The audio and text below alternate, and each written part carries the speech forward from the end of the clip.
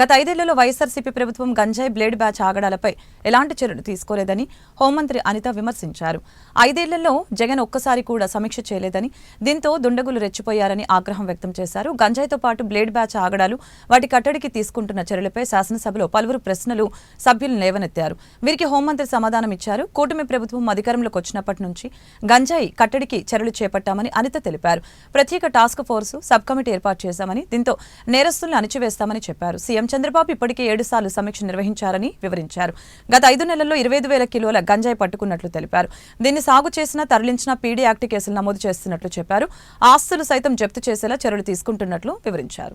Last 5 సంవత్సరాలు ఇందాక సభ్యులు మన వాసు గారు మాట్లాడినప్పుడు కనీసం గాంజాయి మీద కానీ, బ్లేడ్ బ్యాచ్, గాంజా బ్యాచ్ గురించి కానీ, బ్లేడ్ బ్యాచ్ గురించి కానీ దౌర్భాగ్యం ఏంటంటే ఒక సీఎం స్థాయిలో ఉన్న వ్యక్తి ఏ రోజు కూడా ఒక రివ్యూ తీసుకోకపోవడం, ఒక ఇన్ఫర్మేషన్ కనీసం తెప్పించుకోకపోవడం అధ్యక్ష.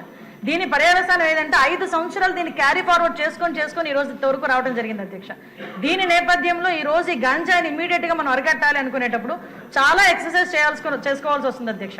సిస్టమ్ ని కూడా మనం మళ్ళా రిపేర్ చేసుకోవాల్సిన పరిస్థితి ఏర్పడింది అధ్యక్ష. ఇంతకు ముందు గాంజాయికి సంబంధించి పైనుంచి ఏజెన్సీ నుంచి కిందకు వచ్చే సిచ్యువేషన్ లో ఎన్ని చెక్ పోస్టులు ఉన్నాయని నేను వైజాగ్ సిపి గారిని ఒకసారి నేను హోమ్ మినిస్టర్ అయిన వెంటనే మాట్లాడితే కేవలం 2 సీసీ కెమెరాలు ఉన్నాయి, చెక్ పోస్టులు ఉన్నాయి, దాని దగ్గర 2 సీసీ కెమెరాలు ఉన్నాయని చెప్పారు అధ్యక్ష. అంటే చెక్ పోస్టులు కూడా పెట్టుకోలేని పరిస్థితులు అయిపోయింది. ఈ రోజు మళ్ళా తిరిగి గాంజా నిర్మూలనకి పర్టికులర్ గా ఎక్కడెక్కడైతే ఏరియాస్ నుంచి అయితే మనకి ట్రాన్స్పోర్ట్ జరుగుతుందో ఆ ట్రాన్స్పోర్ట్ అన్ని ఏరియాలలోని కూడా చెక్ పోస్టులు ఏర్పాటు చేసుకున్నాం. చెక్ పోస్టుల దగ్గర సీసీ కెమెరాస్ ఏర్పాటు చేసుకున్నాం అధ్యక్ష. ఏ గాంజా తీసుకునే వ్యక్తి కూడా ఎక్కడ కూడా తప్పించుకోకూడదనే ఉద్దేశంతోనే సర్వేలెన్స్ కింద సీసీ కెమెరాలు ఆల్రెడీ ఫిక్స్ చేస్తున్నాం అధ్యక్ష.